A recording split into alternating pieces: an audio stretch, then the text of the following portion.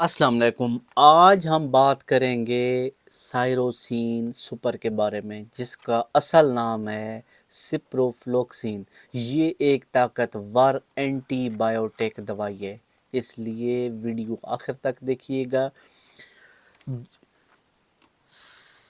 साइरोसिन super एक antibiotic दवा है।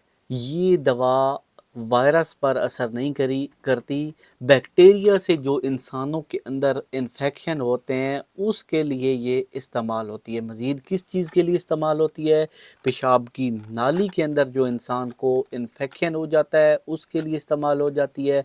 आंतों की इन्फेक्शन के लिए इस्तेमाल होती है। दस्त, सांस की नाली की इन्फेक्शन के लिए, जल्द और ज़ख़म के इन्फेक्शन के लिए, बाज़ औक़ात दांत या हड्डी में जो इन्फेक्शन होते हैं उसके लिए भी इस्तेमाल होती है। यह एंटी बैक्टीरियल है, डीएनओ को बनने से रोकती है, जिससे बैक्टीरिया मर जाते हैं और इन्फेक्शन ख़त्म हो जाता है।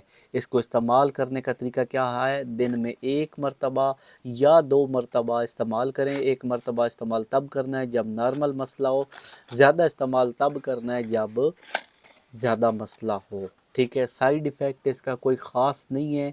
हामिला ख़वातीन डॉक्टर की हिदायत के मुताबिक इस्तेमाल करें।